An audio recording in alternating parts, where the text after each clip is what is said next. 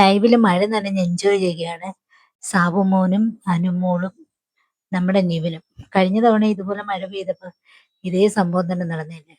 ഇപ്പം നമ്മുടെ ബിഗ് ബോസിനകത്ത് ഇപ്പം ലൈവില് നടക്കുന്ന തിരുവാതിര കളിച്ച് പഠിക്കുകയാണ് നമ്മുടെ വീട്ടിലെ സ്ത്രീജനങ്ങളെല്ലാം കൂടെ. പിന്നെ അപ്പുറത്തെ സൈഡിൽ കൊട്ടേഷൻ വിടാനായിട്ട് ഇവിടെ ആണുങ്ങളെല്ലാം ഇരിപ്പുണ്ട്, തിരുവാതിര കാണാനും അഭിപ്രായം പറയാനും കുറ്റം പറയാനായിട്ട് ഇരിപ്പുണ്ട്.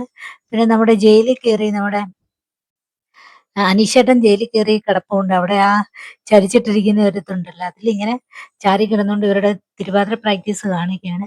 പിന്നെ അത് മാത്രമല്ല, തിരുവാതിര പ്രാക്ടീസ് ചെയ്യുന്നതെല്ലാം നമ്മുടെ അനീഷേട്ടന്റെ പൂക്കളം ഉണ്ടല്ലോ, ആ പൂക്കളത്തിന് ചുറ്റുമാണ് എല്ലാവരും തിരുവാതിര പ്രാക്ടീസ് ചെയ്യുന്നത്. നമ്മുടെ രേണ ഫാത്തിമയും ആതിര ഒഴിച്ച് ബാക്കി സ്ത്രീജനങ്ങളെല്ലാം തിരുവാതിര കളിയിലുണ്ട്. പിന്നെ അവിടെ നടക്കുന്നതെന്ന് വെച്ച് കഴിഞ്ഞാൽ മഴ നനയുന്ന നിവിനെയും നമ്മുടെ ഈ അനുമോളെയും കൂടെ അവിടെ അക്ബറാനെ കളിയാക്കുന്നുണ്ട്. അനുമോള് കൊള്ളാത്തവളാണെന്ന് പറഞ്ഞിട്ട് ഇപ്പൊ നിവിന് അനുമോളുടെ പിന്നാലെയാണെന്നും പറഞ്ഞ് അവിടെ തമാശ പറയുകയൊക്കെ ചെയ്യുന്നുണ്ട്. അങ്ങനെ ആകെ ഒരു എൻജോയ്മെന്റ് ഉണ്ട്. അതിനിടയിലൂടെ അവര് സ്ത്രീജനങ്ങളുടെ തിരുവാതിരകളെ കുറ്റപ്പെടുത്തുന്നതിനും ഡാൻസ് കളിയെ പിന്നെ പരാതി പറയുന്നതിനും ഒക്കെ ശ്രമിക്കുന്നുണ്ട്.